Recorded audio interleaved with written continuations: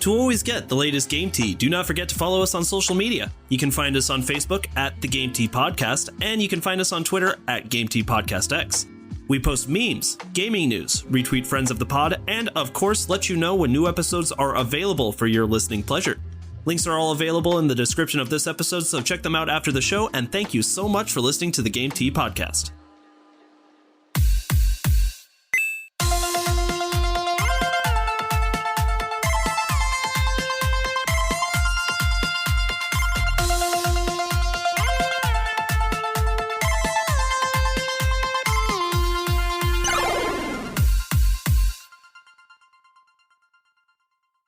Hello, everybody, and welcome to another episode of the Game Tea Podcast. My name is JP.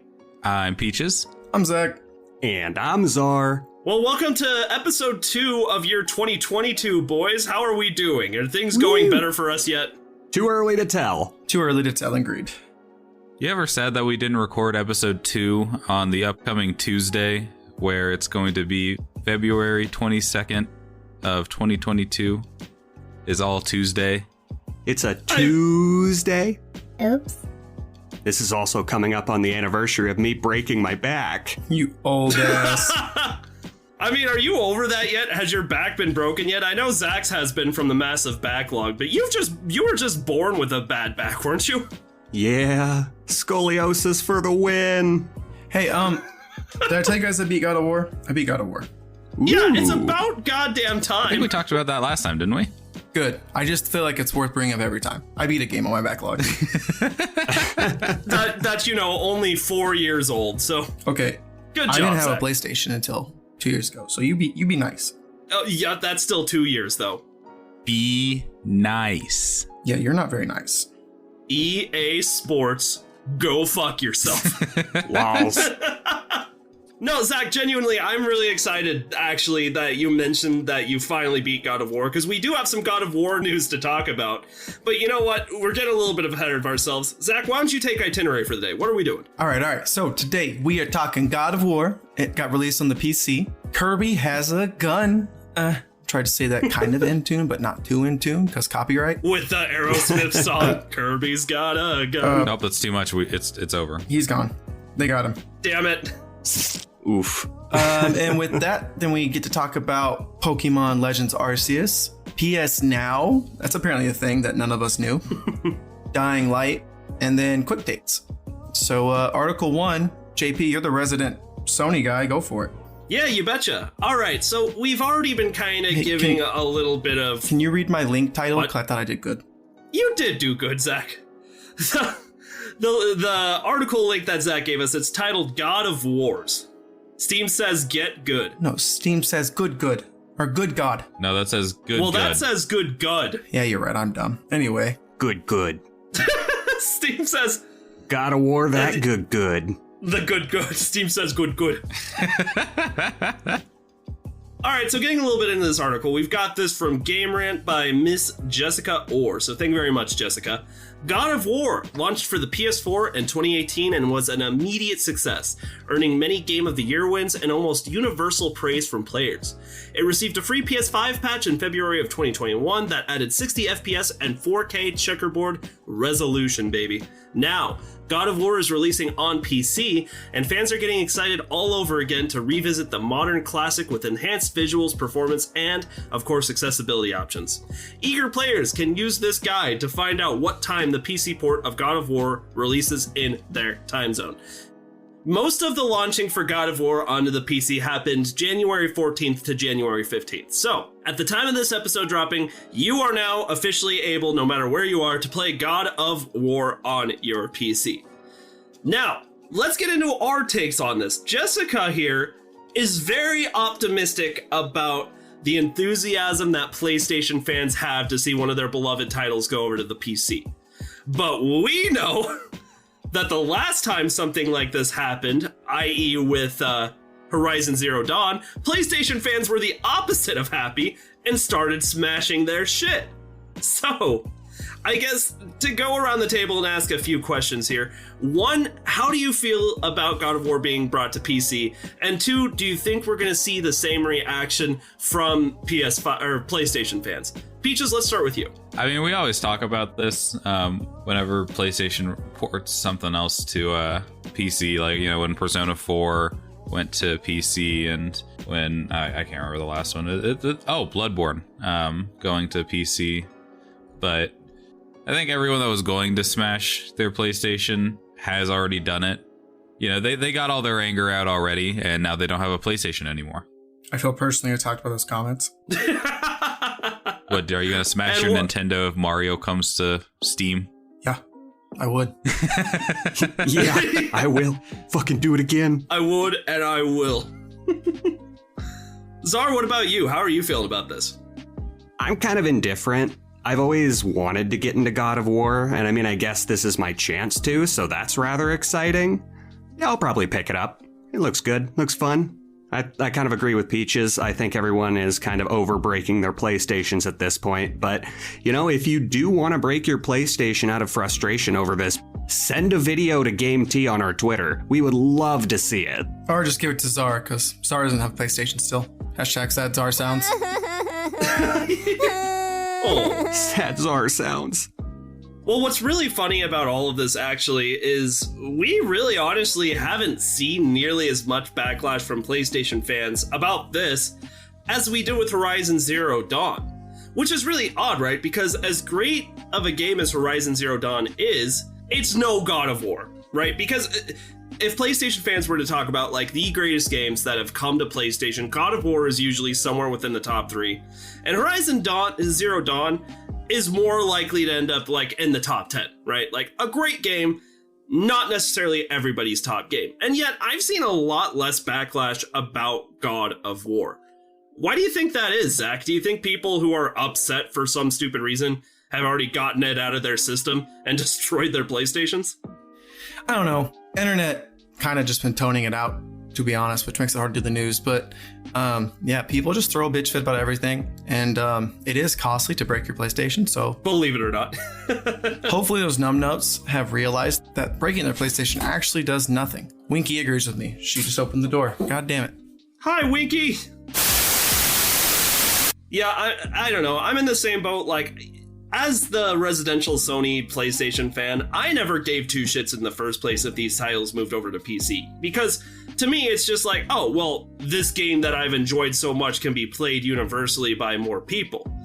But for these other twats, they're like, no, console war all the way. Like, they're very upset about it. I just personally don't get that. Like, I guess, like, Czar, how would you feel if, like, Halo moved over to the PlayStation or something like that? I mean, it's not fair to ask an Xbox gamer about losing exclusives and things going to other platforms, because the PC and Xbox have pretty much been one and the same for the last 10 years or so. Right. Yeah, I don't really have a problem with losing exclusives to other platforms, because that just spreads the Xbox love. The Xbox love. I don't like the way that was worded for some reason. The Xbox love. Ugh. And you look at those numbers, 74,000 people concurrently playing God of War. I bet there's a little bit of repeat, but those are probably mostly new people. Like, that's pretty neat. Yeah, I'd imagine so, because now it's widely available. Have they ever seen that big of a peak to players? I mean, I'm sure they have to, like, immediate releases. Like, to kind of echo what, I don't remember who said it, but they said it here earlier.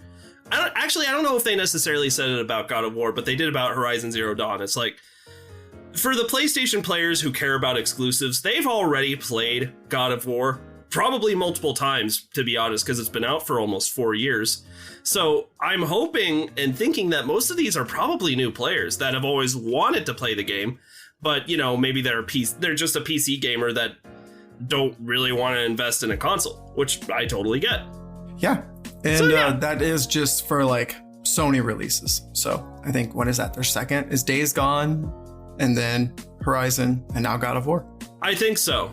Yeah. And I mean, like, if there is any PlayStation fanboy out there that is super, like, depressed or angry that one of their exclusives is leaving the console, like, just know you still had the amazing opportunity to play this like 4 years before anybody else got to if they don't own a PlayStation. So maybe shut the fuck up.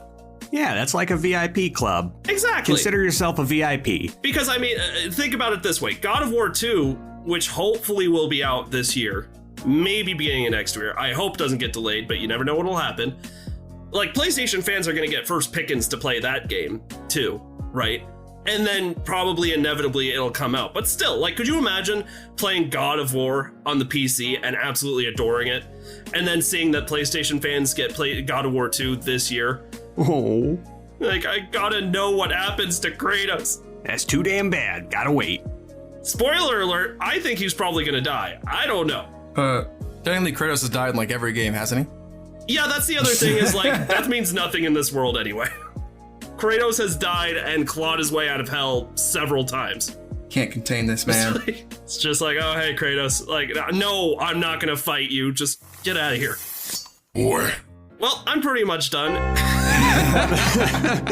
Zach, would you like to take the next article? It's over one of your games. Somebody better pick up that phone because I fucking called it. All right, so Nintendo shadow dropped Kirby. There wasn't a release date for this. I didn't expect it to be so soon because this was, I'll let Czar say it. Czar, what did you describe this as? Kirby's Odyssey. Kirby's Odyssey. Yeah, there are a lot of parallels just based on the colors, honestly. Like, I mean, like just the art style and like kind of what they're going for looks very Super Mario Odyssey. I think it looks gorgeous, and I'm curious. I guess I'll go over my thoughts super quick, and then I'll pass the book because I don't want Chaz to get too negative on me. It's too quick. A lot of different biomes. Like, it looks like there's some grasslands, there's an amusement park, there's a water level, there's that broken city. The music was very cheery and Kirby, and you know, Kirby like kind of the safer Nintendo franchise, but like their music always fucking bops. So I'm excited to hear this music. There is no story. It's a Kirby game. There will be no story. Good guy versus bad guy is the synopsis of every Kirby game ever. Right. Little speculatory. I think like the Warp Star could be a mount, which I think is just such a natural fit. And I like the abilities they show. As you could tell from the itinerary, the two new abilities are the drill, which is like you get to go underground and stuff, which I'm hopefully there's some like platforming elements to it, like some problem solving with that. That'd be cool. And the gun, which, you know, Kirby can shoot people now. So rated E for everyone. All right. Fucking amazing. Co-op. They talked about, and player 2 gets to play as Waddle Dee and do Spear Life, which I think is kind of cool. Aww. That way. That's so cute. Yeah. So that was kind of like the gist of what I got from it. I think artistically, it's not like pushing the boundaries or anything, but I think it looks cute and very Kirby-y. So I guess I'll throw it to Czar. Czar, what do you think, boss? Oh, I think it looks great. It looks so much fun. And how long has it been since we've had a new Kirby game? Has it been like since Air Ride or something? What do you mean new? I feel well, like I mean, if you're talking about like the latest Kirby game, Star Allies for the Switch, which came out a couple years ago, would have been like the newest. I mean, that's just a demo game that comes with every Switch. It's a brand new game. It's still $60. Oh, I got it for free. No, you didn't. What do you mean you got it for There's free? a demo on there, I think. That's about it. There's actual full game. Or maybe I was thinking like Fighters, Kirby Fighters or something. It was a one-on-one fighting arena or something like that. Right. That one's free to start. And then like the last, so like Kirby Star Allies 2 was, hopefully don't get like the 5 Kirby fanboys mad, but like it was pretty much a Kirby's Return to Dreamland, which they did that back on the Wii, and then they did Squeak Squad, and then they did Planet Robobot. I feel like I'm missing 1 or 2 in there. But yeah, Kirby mostly has played it safe. Like the last 3D Kirby, which it wasn't 3D. There hasn't been a 3D Kirby. There's 2.5D on the N64 with Kirby Crystal Shards. So yeah, you are right. This is like a new gameplay style Kirby. So it really is Super Kirby Odyssey. And that's awesome because Kirby's been a little scarce lately. And Kirby's one of my favorite Nintendo IPs. Very excited for this game. He's just so fucking cute. I just love him so much. Babe, wake up! New Kirby lore just dropped. Do we let our Eeyore shatter my happiness? Always. Peaches, I was trying to segue to Chaz, that's your cue. Chaz, do you want to talk? Yes. I have some thoughts. So Be nice, I'm soft. if Kirby can have gun, why not give gun to Mario? What does Mario need with the gun when he has the power of friendship? That's the new Ubisoft game. Or not new, but Mario and Rabbids. He's got a gun. Oh, yeah. He's got the Mega Man blaster looking thing. No, I mean, like, there's like a 9mm pistol that he can shoot people with. Maybe he brings it into Mario Kart. Yeah, they got that on Playground Games. What's that called? That one sketchy website they always got a virus for visiting, but it had fire videos. Newgrounds? Yeah, they got that on Newgrounds, but I don't know if that's like actually a thing. I mean, Grand Theft Mario. like, Kirby's whole aesthetic is being a cute, round puffball. I think it's a lot funnier to give him a gun than it is Mario. If Kirby can have gun, why not Link have gun? Maybe Link should have a gun. Link has a crossbow. That's as good as it gets in that era. Yeah. You'd think with all the Sheikah Slate technology, though, they'd have more than just like a laser projectile from a robot. Link has the ability in Breath of the Wild to call thunderstorms down on several enemies at one time. He does not need gun. And lastly, if Kirby can have gun, why not Pokemon have gun? Is that foreshadowing? Do you want to talk about the next one? Blastoise has gun. The gun. There's already a Pokemon in the shape of a sword. But why? But Blastoise has cannon on back. That's not a gun. The rate it fires kind of a gun. on the Pokédex, accordingly, actually, would be better than a gun. I want to see a Bidoof about to get captured and then just pull a gun on the trainer. Not today, bitch. I'm out of Pokemon, Gary, but I'm not out of options. Okay, JP, do you want any thoughts before we go on to Pokemon? Because I feel like we want to talk more about Pokemon.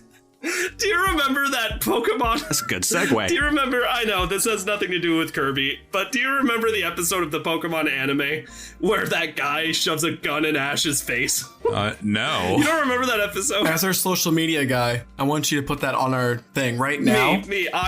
Yes, I'm gonna post it because it's fucking hysterical. Honestly, I'm extremely excited for this Kirby game. I don't know, I feel like everything trying to be a quote-unquote open world adventure is somewhat annoying until I realize that people are redefining what open world adventures actually mean. I think that the way that Kirby is going to be played throughout this game, I think it's really creative. It looks really fun. I'm really excited. You know what I'm really excited about more than anything? Building a town with all these Waddle Dee and fishing, because that looks adorable. Also, Big Suck. I'm done. You guys remember when I was talking about Pokemon? Big Suck. Yeah. Hey, Zach, you want to talk about the new Pokemon trailer? You guys sick of my voice? You don't want to hear about the Big Suck? Zach? Fine, talk about Pokemon. All right. So, in typical, technically it's Nintendo fashion, but it also is, I think, Game Freak. I don't know. Pokemon Day, if you didn't know, is next Tuesday. Okay? It's the 25th. And then Pokemon Legends Arceus comes out the 28th. And like I talked about last week, I was like, I really hope they just release a trailer because I know nothing about this game. And I think it needs a little bit more time to simmer before they release a bunch of information on that Tuesday. If you didn't know, Pokemon usually releases a Poke Direct on January 25th because it's when Pokemon Red and Blue or Red and Green released in Japan. And so, yeah, they usually do 2 Poke Directs, one before E3, a week before E3, I think, and then that one on Pokemon Day. So that's why I was sitting here I hope they do something before because there's a lot of questions with Pokemon Arceus. And so, again, I think it was the day after the Kirby trailer, they just dropped this trailer, and I was like, oh, this is a good week. This is if we would have had a mini direct, this would have been a full mini direct. All right, I'm just saying. They just sort of threw in some shovelware or whatever, and then been okay, and Pokemon and Kirby, and I'd be like, this is pretty good. All right. Okay, sorry. Off topic. So yeah, I called it again. Anyway, Pokemon, I think it's a neat art style. The textures, yes, a little half-assed, a little half-baked, but I like the cell shading / comic art style they're going for. It's a nice mix. I think it looks really neat, specifically where I think it looks neat. And the reason that I'm so excited for this game is because Cyndaquil is back in the limelight since Pokemon fucking Crystal. Oh yeah, I forgot you're a big Cyndaquil guy. I'm more of a Charizard fan at this point, just because I like content. You know what I mean? Like Cyndaquil's just been like, you have the same stats as Charizard, but are you really though? And it's like, he is though. And so yeah, Cyndaquil, like his fire, like on his back, just looks cream of the crop. And so yeah, that's why I'm really gaslighting? No, bussing over this. Bussing? Can I say that? Is bussing a verb? I feel like it's more of an adjective. I mean, this Cyndaquil is bussing. Yeah, so anyway, I think Cyndaquil looks dope. So yeah, what? One of my first questions for you on this, Zach, is what new info? Because we had an official extended gameplay trailer, or not even a trailer, just extended gameplay that dropped on January 13th. What did that tell us about this game that we didn't already know? So we didn't know a lot. We had to piece together, and I think Game Explained did a really good video on like kind of like describing it as a Monster Hunter series kind of thing. Like you basically would get an activity and then you would go out in the world, do the activity, and then you would come back. Right. They really haven't done a good job of differentiating if it's open world or mission structured. So there's going to be salty people no matter what on the 28th. But this pretty much solidified that it basically is like, hey, missions, come back, boost up your rank. Now you can go fight alpha Pokemon. Boom. Now you can go fight. So alpha Pokemon, sorry, I'm kind of jumping the gun, are like, they looked fully evolved. I don't know if it has to always be fully evolved, but how you can tell them apart is they're red. Garchomp had red eyes. Walrein had red eyes. And basically these Pokemon are like, yo, I'm going to fuck you up, boy. And so you have to be really good. Okay. I assume you have to be really good. Like, let's be real, it's Pokemon. So we'll see how hard it is. And then there was the Cleaver, which is Scyther's like Hisuian. Sorry, help me out. You just Hisui? Huswa? Je suis. Je ne sais quoi. It was Hisuian. Hisuian. All right. Okay. Which was Scyther's evolution, and that was like the next step up. So there's like 3 tiers. There's like regular Pokemon catching, like semi, like mid boss, and then there's boss. And then I imagine you go on to the next thing.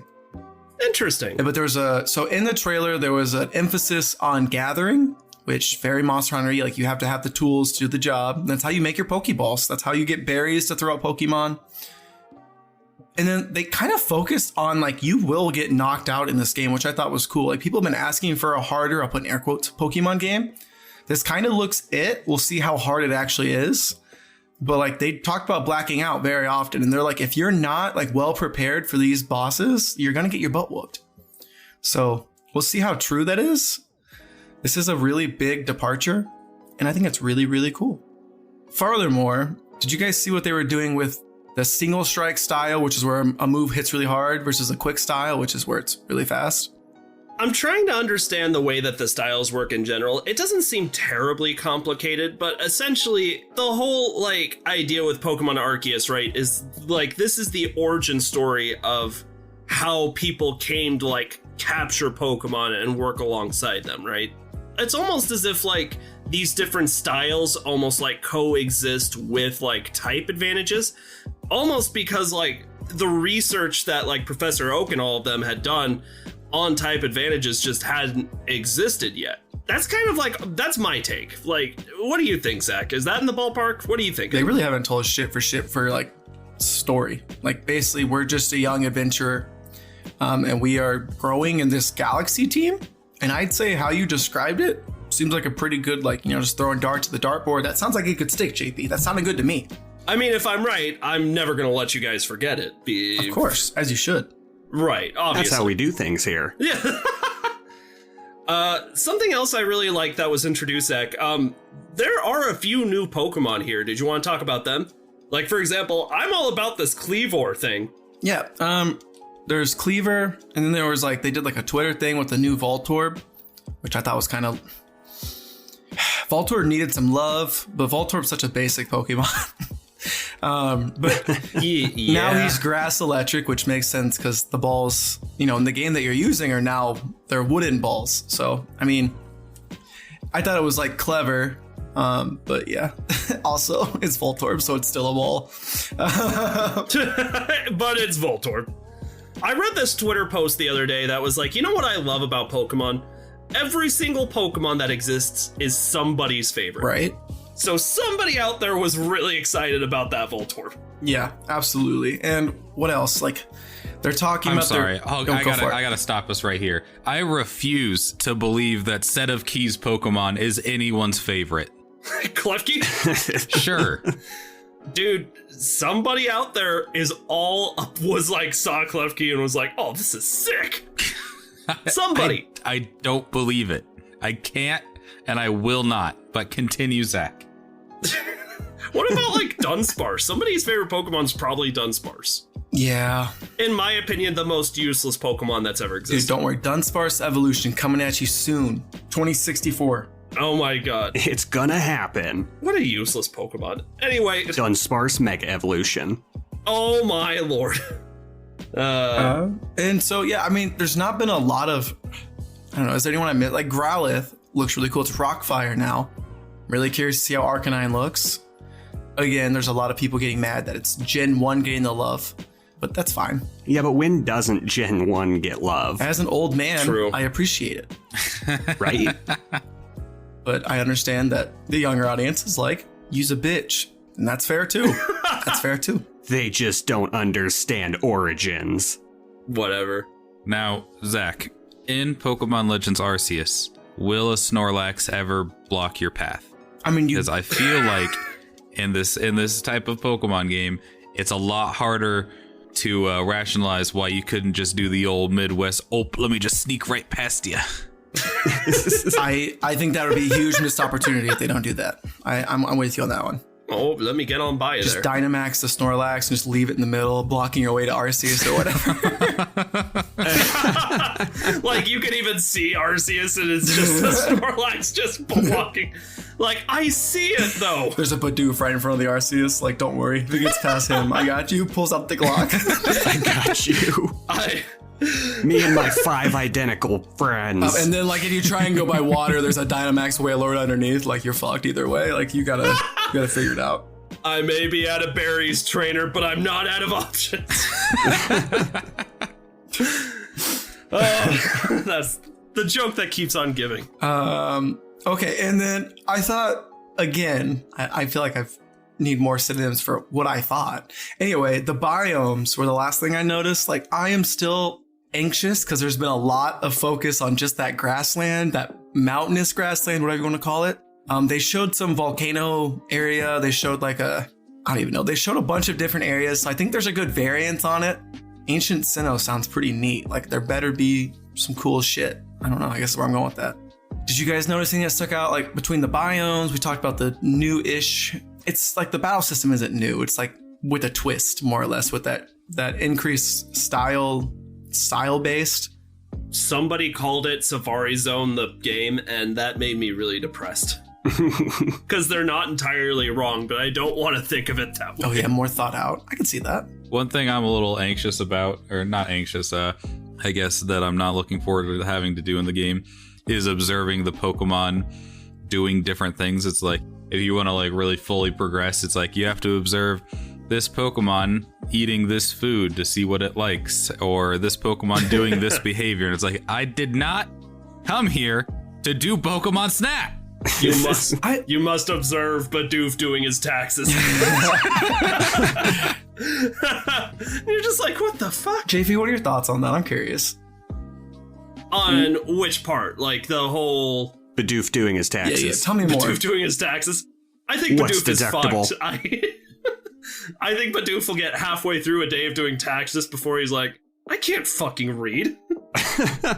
What is it? He like turns to a Starly, like, what's this symbol? And the Starly's like, that's a 4.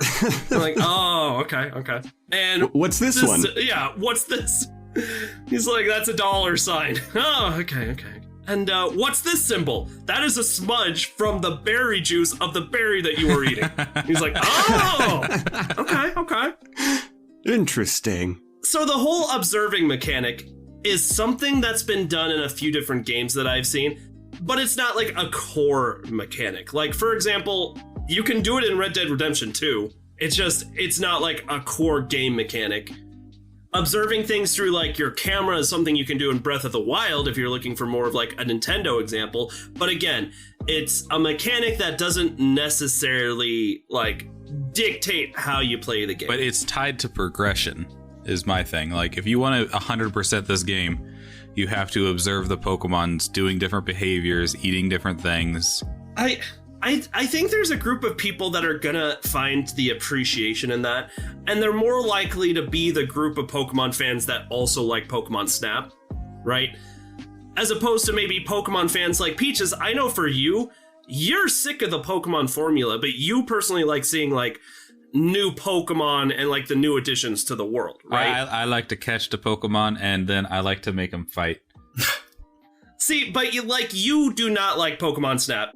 That's what I think is kind of great about Pokemon, actually, is there's a lot of different things that you can get out of playing a Pokemon game, right? Some people like the just collecting mechanic, right? That's why Pokemon Go is so popular. Some people, even though the battling is really repetitive, love the system, right? They love the rock, paper, scissors, like type advantage type system. And this game right here is just for people who absolutely love the world of Pokemon, right? And they find fun in just learning more about the Pokemon and the world. If you're in that category of people, I think you're going to find that mechanic a lot more fun. Like, I'm excited to try that out. I think it'll be really cool to find out more about all these Pokemon. I want to see a Machoke just for no reason just clock you when you walk into a town. Oh, that's funny. A lot of great jokes. Machoke walks into a bar. Oh, that's good stuff. All right, Zach, anything else you want to add to Legends Arceus? You will have one more chance next week before the game actually drops. But for the most part, I think most of these takes are just kind of like, we'll see what happens until the game actually drops in about a week and a half. Yeah. All right, Nintendo's dishing up Kirby's Odyssey and Breath of the Pokemon this year. That's pretty solid. All right. JP, teach me about the now of PS. All right, so this next article is coming to us from VentureBeat.com, written by Mr. Jeff Grubb. So thank you very much, Jeff. Gamers in the United Kingdom will no longer have the option to buy a subscription to PlayStation Now at UK retailers. By Friday, January 21st, retailers in the country will have to pull PS Now cards from their shelves. This is according to messaging that is going out to stores like Game this week. All right, so I'm going to put a pin in that because what's going on here has multiple levels. So the first piece of this whole PlayStation Now puzzle that we need to do is what is going on. The first piece of the puzzle is the fact that some retailers are being forced to pull the PS Now retail cards from their stores. So that's already kind of curious, right? Well, then the next weird piece of the puzzle is tweets and different photos that are coming from Twitter that are talking about how they have found PS3 games live on the PlayStation Store, up for sale, right? And now it looks like most of them are some kind of error or some kind of glitch, right? It's almost as if PlayStation put those games there, but didn't mean for them to be able to be seen or available yet. Now, what we know about PS Now is that it is a service by PlayStation that, albeit is not as successful at all compared to like Xbox Game Pass, provides you the opportunity to play older PS3 to PS1 titles. Are you guys seeing where I'm going with this? Yes. Yeah, you want to go to Applebee's later. Let's do it, man. Yes! Fuck yeah! Half-apps! Haps at Applebee's. I'll see you there. Not sponsored by Applebee's. Although we are trying to be. Applebee's might be one of the only places junky enough to actually consider a sponsorship. They're like, yes, please. Will somebody say our name, please? All right, where I'm going with this is a lot of people have speculated that this might be the end of PlayStation Now. And instead, PlayStation might be moving all of that content to simply be purchased on the PlayStation Store. That is not official yet. But all of the signs are the writing on the wall, it's all pointing towards that. So there's a lot to really unpack there. The most obvious being, of course, we're all super excited that some of our favorite early PlayStation titles might be available coming very soon, but also the implications and what it means that PlayStation may be giving up on their PS Now service. So I want to actually start the conversation off with Peaches. Do you think what do you think of these rumors and these speculations? Do you think PlayStation is backing off from the PS Now service? And if so, why? because they're gonna do their own version of like what Microsoft is doing. So get rid of like the half-assed version, and then they're gonna go all out with it. That's an interesting take, because I was almost of the opinion that they're just getting rid of the service altogether. The services altogether, because they figured, hey, our services just aren't doing as well. We could make more money just reselling the games, which is absolutely true. Nah, I think they see how much money Xbox is making, and like when, excuse me, when they first tried to like release PS Now, they like were just kind of trying to match what Xbox was doing rather than doing like their own thing with it. And right. I think they're just gonna pull PS Now, and then they're gonna like relaunch a new subscription-based game service. All right, so we've got one vote for they're eliminating all of their services altogether, and one for they're doing a service overhaul. Zach, what do you think? Yeah, I'm in the Peaches boat here. There were some rumors and tweets about, like you said, like merging them so they're not confusing. And like even and I'm pretty savvy. I was like, wait, do I want PS Plus or do I want PS Now? And it was pretty much unanimously, I want PS Plus because you get free games. Plus, that's literally the only way you can have access to the online accounts. Whereas PS Now is like, it was originally a streaming thing, but they moved away from that to where you can just download the games now. And they turned it into like a half-ass Game Pass. And so they're getting rid of the half-ass Game Pass, go to the PS Plus, fuse it together. And like the rumors and speculations where they're going to call like Project Spartacus or whatever. And I'm like, that probably won't be the final name, but like they're going to war with the Xbox. Why not? Let's see what they do there. I think it can be really cool. And I'm excited to see what they do because they have so many games. Maybe they'll even pull in some Nintendo because there was some rumors about that backward compatibility with PS1 through PS4. Yeah. Ooh. So it'd be interesting to see what they do with all this. But PlayStation they have the ability, they have the power. Will they do it right? And they've got the games. So what about you, Czar? That leads to you. I gotta go with you and Peaches, Zach. I think it would be absolutely idiotic for them to get rid of the service and just sell games back to people. Yeah, shit on JP I mean, I know Moore. a business likes making money, but it just seems like it's excluding too many gamers and too many people who don't really understand the difference between PS Plus and PS Now. So yeah, I think they're just going to merge services and kind of follow what Xbox is doing, like what Peaches and Zach said. All right. It's not a bad take. I mean, the three of you may be absolutely right. It's, because what we have here is a bunch of pieces to a puzzle for a picture that we don't really know what the picture is going to be, right? And it's going to be really interesting to see where it goes, but one thing is for sure. I get to finally play Sly Cooper again. Yeah. Fuck. Yes, I love Sly Cooper. Yeah. And also, like, I am glad that, like, no matter what PlayStation ends up doing, PS Now needed a huge overhaul and just a second look to kind of gauge what the fuck are we doing with this service and what do we want it to be. And it seems like they finally figured that out, and now they're putting some kind of plan into motion. I'm excited for that. One of two things will happen. Either I'm right, and all of these games are now just going to be available for you to purchase, which would be great, or you three are right, and now Xbox Live has competition in this market where now they have to compete for, like, better games and better prices and things like that. I think that's really cool. And with that, I'm pretty much done. Now, Zach and I have done quite a bit of talking, but finally, Czar, you get an opportunity because this last, not even an article, it's a tweet, talks a little bit about Dying Light. So what's going on here? Yeah, I get to talk Dying Light again. We talked a little bit about this last week and how it's going to take over 500 hours to finish the game. And that's basically like 100%ing it. And the comparison there was it takes 504 hours to walk to Warsaw from Madrid, or maybe vice versa. And so that's kind of been a little bit daunting to gamers. Like, I don't want to waste 500 hours of my life playing this game. But we got an addition to that saying that it'll only take about 100 hours to complete the story start to finish. Which that is a massive fucking game. Crazy. Yeah, how crazy is that? 100 hours just to finish the story? Because how many hours would you say it takes for Dying Light 1? Just to complete the story, not 100%.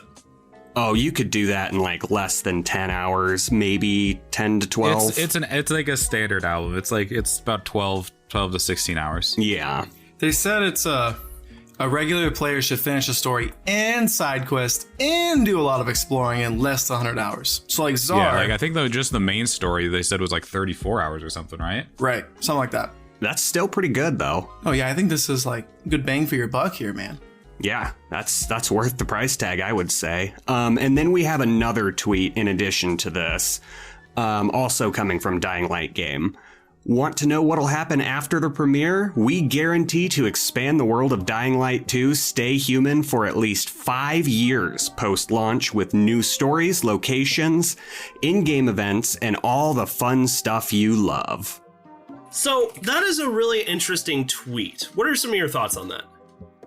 I think that's awesome. I mean, they're claiming that they're going to continue services for this game and like updates, new content, the works for 5 years after the game is launched.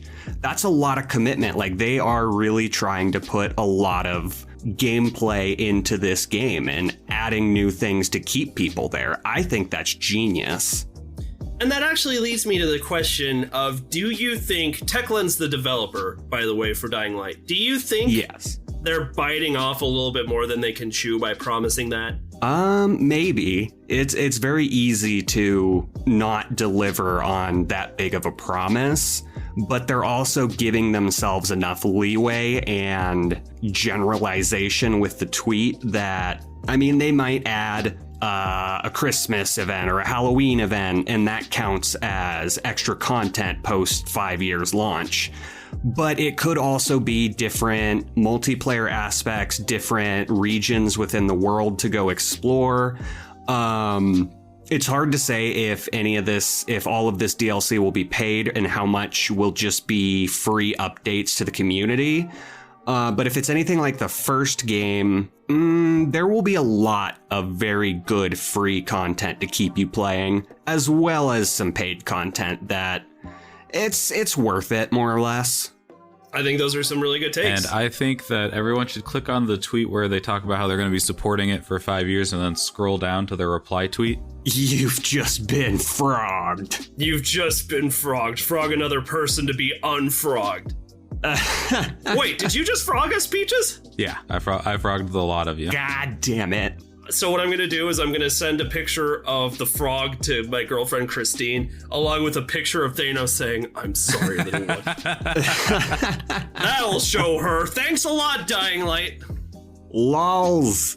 Oh, that's great. I didn't even notice that. We've been frogged. But anywho, what do you guys think about this? What do you think their content's going to be? Do you think that they're going to be able to contain and support this 5 years after launch, or is it just going to kind of get swept under the rug like a year or two after? I think they'll support it. Why not? Yeah. Like, Techland has definitely had some huge titles, but I'd say that Dying Light is at, like, the top of their list. It's just, it rakes in the money for them. And it's funny, like, you can definitely tell what their genre is, right? Because we're talking about the company that's made all the Dead Islands games, a game called Call of Juarez Gunslinger. They're all about shooters, and even within the shooter genre, they're all about, like, zombie shooters. So they are very experienced in this category. They know what players want. I think they're going to be able to make enough creative content to be able to do 5 years, which in my opinion is a little bold, but I think they can do it. Furthermore, the DLC for Dying Light, the first Dying Light, went on for quite some time, didn't it, Czar? They've still got some new DLC that's like paid coming out. The most recent, I think, was Hell Raid with some minor expansions to it, which is just like a fantasy dungeon crawler built within Dying Light. I think that's pretty damn cool. Yeah. Yep, that's my take. And also, anybody who is complaining about the amount of content in this game can shut the fuck up. Like, yeah. Like, I mean, you're mad that for your $60, $70, you're getting hundreds of hours of gameplay. All right, well, like, hold on. Let's add some more nuance to this, because I feel like we're looking at this at like such a base level. Like, it's not that they're mad that it's 500 hours. It's that they're mad at the idea that this is going to be 500 hours of content of what is supposedly going to be copy pasted content, right? Like where it's the base assaults, it's the tower climbs, it's the high value target things. It's like if it was 500 hours of unique content, I don't think anyone would be upset. But it's that from the looks of it, they think it's going to be 500 hours with a bunch of that copy paste content. I think that's important nuance to add to this outrage. Even if that's true, I don't know, like, I guess if you're doing like over 400, because like if you're saying that like the story is about 100 hours, but then like there's 500 hours to do everything in the game. First of all, I have no doubt in my mind that they're going to throw in a lot more, variety of different kinds of content than other games. For example, like that's one of the only complaints I have about Ghost of Tsushima is there's lots of shit to do, but some of it seems repetitive. Like finding the foxes, I got so fucking sick of looking for those foxes after a while, right? But I don't, for 500 hours of content, first of all, like I have no doubt even in a game like Dying Light, there's going to be a lot of different kinds of variety. But even if it is a lot of the same kind of quest, I don't know, like people who are a fan of this game, they know what to expect. Yeah, I mean, it's like just like if you buy a Far Cry game, it's going to be repeatable tower climbs and all that stuff. But is that a good thing? It's more a matter of preference. Like, I don't get tired with that repetition because I like that gameplay, but it's very easy to see how many people would. It's a good point. I see, but don't get me wrong, Peaches. I absolutely see the point that you're making and what a lot of these other people are saying. But even then... Oh, and it's a good thing that he brought that up, too. Like, that nuance that you mentioned earlier, that is a very important distinction to make. Well... do we have any last comments on Dying Light, or is it time to get into some quick takes with Zach? I think it's time for those quick takes. All right, Zach, what is going on in gaming? All right, so Final Fantasy XIV has finally kind of laid out their plan for server transfers and how servers will be handled. But I think the important thing is, like, you can check out their article. It's on Square or FinalFantasy14.com.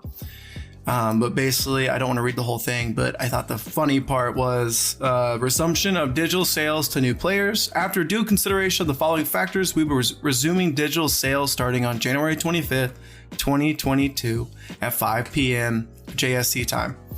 I thought that was just neat because it's like other MMOs have been notorious for letting their servers kind of overload and like you'd have crashes and like instability issues, whereas Square Enix was like, okay, like we're gonna stop sales, we're gonna lose a little bit of money here to keep the quality up there, which I think is just says a lot about the game. If you haven't played Final Fantasy XIV, I recommend it. I'm not a big fan, but I know a lot of people are, clearly. Says a lot about the company too. Yeah, like that they care about their product, that they halt making money on it to fix it. Yeah. Not a lot of companies would do that, I feel. So with that, we'll move to the next one. Take-Two acquires Zynga, which is famous for Farmville. They are buying Farmville. I loved Farmville. I feel like this is a little late, but I think it kind of goes into a later article. But Take-Two acquired mobile gaming company Zynga for $12.7 billion with a mix of cash and stock, marking the latest blockbuster acquisition in a string of major deals in video game industry. And that came to us from CNBC. So just thought that was good to know. We don't really focus a lot on mobile gaming, but Take-Two is making moves. Ches, do you want to get the next one? Oh, Ches says skipping. All right, Hogwarts delays. Hogwarts Legacy, according to Video Games Chronicle, is probably getting delayed into 2023. So, damn it! Sad JP noises. I want this game so badly. Well, at least... even though I hate JK Rowling right now, I want the game. Well, at least they're going to make it good, probably. Yeah, I know. Microsoft is pushing forward. This is kind of like a quicker article, but I thought it was kind of funny because Sony just said they're going to keep producing PS4s because they're so popular and like they can't produce enough PS5s. Whereas Microsoft is saying to focus on production of Xbox Series X and S, we stopped production for all Xbox One consoles at the end of 2020, says Cindy Walker, senior director of the Xbox console. And that was in a response to Verge. Thought that was a good contrast compared to what Sony's doing. Microsoft is kind of pushing it forward. Hold on. Quick question. Did they announce that they stopped production on Xbox One consoles before coming out with this statement, or did this statement come out before they stopped producing the consoles? I think this came out after they stopped producing the consoles. That's weird. Kind of a confirmation. That kind of sits wrong with me. Oh, well, it's a quick take, Czar. So if you don't want to be quick about it, I'm going to the next article. Yeah, you go ahead. All go right. ahead. He's like, no, please, God, no. Armored Core is people are getting messages for Armored Core and their interest in the game. If you didn't know, Armored Core was produced by Squaresoft. Not Squaresoft, that's Square Enix. Was produced by, oh my God, who makes Dark Souls? Why am I forgetting so bad? FromSoft. Thank you. Oh, there was a soft in there. My brain's not totally stupid. Okay, Armored Core, who was developed by FromSoft, is hinted at coming back. Usually you wouldn't get an article about the game unless it's kind of farther along in production. But maybe they're just starting. I don't know. If you don't know, Armored Core is famous for being a Gundam Diablo mix-up, where you just get new parts for your Gundam. But it's notoriously hard, which is where the Dark Souls comparison comes in too. That sounds pretty cool. As a mech fan, yeah. Anyway. Next up is mobile gaming is making that dollar. They made over 116 billion last year, which is a 17% increase from the year prior. So even though this is not our thing on the gaming podcast, Game Tea podcast, clearly it's a thing. So mobile gaming is doing just fine. I don't think the question has ever been about the prominence of mobile gaming. I think it's just that, like, what the hell? It just has that negative stigma. I smell a gatekeepy statement. Whoa. JP, when I spend the money, I get the gems that make the happy chemicals in my brain go burr. Brr. Brr. Okay. Yeah. Zach's like, oh, okay. Anyway. Okay, and then so PUBG be suing again. I believe, unless my brain is farting, that they kind of tried to sue Fortnite for copy and pasting the formula. Is that correct? The game looks like a copy paste. Like if you look at the screenshots from the game, like even like sections of the map look copy pasted.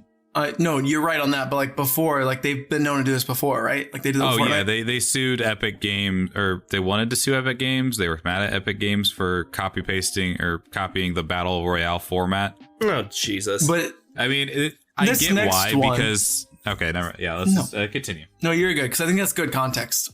I'm trying to go quick, but not like jeopardize the actual thing. So they sued Epic Games because Epic Games didn't plan to have Fortnite have a battle royale until Epic Games acquired like the PUBG people. I can't remember whether it was like Blue something, and then they changed to PUBG Corp. Oh, Blue Point Games. But yeah, until they acquired it, Fortnite wasn't going to have a battle royale, and then they added a battle royale after seeing the success of PUBG. Right. So that's where like a grain comes in, but then like when I go to The Verge and look at Jay Peters' article, just like Ches alluded to, I don't know if we'll keep that or not, but PUBG Maker, they filed a lawsuit because they made a new game called Freefall, and it's basically like I don't know, Ches, if you know more about that, but it's basically just an app on the store, correct? And it's just like a mobile version of PUBG. I mean, PUBG already has a mobile version. That's why I'm confused. So PUBG Maker Crafton filed out a lawsuit on Monday stating that Free Fire and Free Fire Max extensively copy numerous aspects of Battlegrounds, both individually and in combination, including Battlegrounds' copyrighted unique game opening airdrop feature, the game structure and play, the combination and selection of weapons, armor, and unique objects, locations, and overall choice of color schemes, materials, and textures.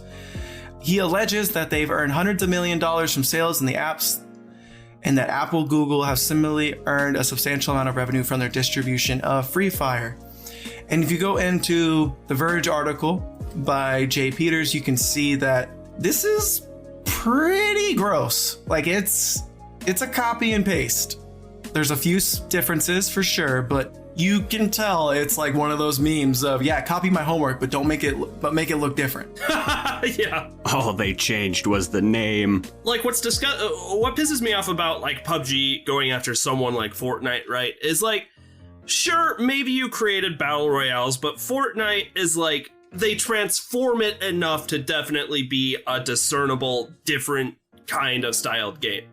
Right? Whereas this is just a straight up PUBG clone. Absolutely. So I think that's good that we like I know it's a quick take, but really went into it and explained like, hey, like this is very much pretty gross, and I hope that this gets shut down.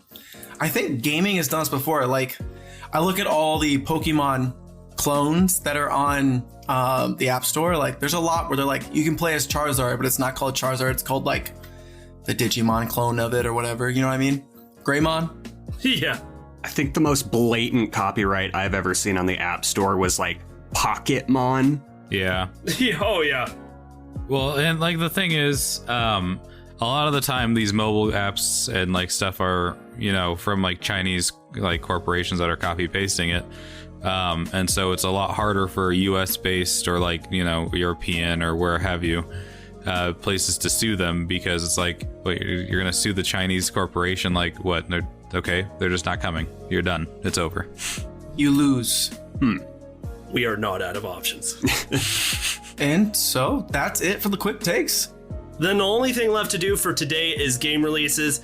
Peaches, you haven't had much of a talking opportunity today. How about you take the game releases? All right. On January 20th, we have Paparazzi coming out for Xbox Series, Xbox One, and PC. Rainbow Six Extraction coming out for PS5, Xbox Series, PlayStation 4, Xbox One, Stadia, and PC. Windjammers 2 coming out for PS5, PlayStation 4, Xbox One, Switch, Stadia, and PC. Then on January 21st, we have Baby Storm, which is, I hope, exactly what it sounds like, coming out for the Switch. And then Mousecraft coming out for Xbox One. And January 25th, El Hijo, a Wild West tale, coming out for iOS and Android. Just to clarify, what do you think Baby Storm means? Literal babies falling from the sky, thunder and lightning. Yeah, okay, we're all on the same page. And that's really it for today, boys. Any last concluding thoughts before we get out of here? Do you think Paparazzi is like a game where you play as a puppy member of a puppy paparazzi and then you harass celebrities so much it makes them have mental breakdowns? Were you thinking of Tobey Maguire when you said that? And Britney Spears. Oh, poor Britney. Poor Britney. You know, we all made fun of Chris Crocker for screaming, "Leave Britney alone," but I think he was right. Yeah, at this point, we're all just kind of like, why didn't they leave Britney alone? Poor gal. Poor Britney. Well, now that we're ending the episode on a high note, I think it is a great time to say goodbye. And thank you all so much for listening to another episode of the Game Tea Podcast. We'll see you on the next episode. You just got your game tea. Bye. Should I just give him a kiss on the forehead here? Do it. Mwah. Give who a kiss on the forehead? All the listeners. Why don't you just tuck him into bed and give him a warm glass of milk while you're at it, Peaches? Hey, it's always important to kiss the homies goodnight. Yeah, I do that every day. All right, fine. Give him a smooch. All right, one more for the road. Mwah. Later. If you like what you heard today and you're looking for more ways to get your game tea fix, check us out on Patreon. With bronze, silver, and gold tiers starting at $2 a month, there are several incredible rewards you can receive for supporting the show, such as a follow from us on Twitter, access to a monthly Q&A session, an invitation to our private Discord server, and even bonus episodes of the podcast only accessible to patrons. Your donations will be used to make the show even better.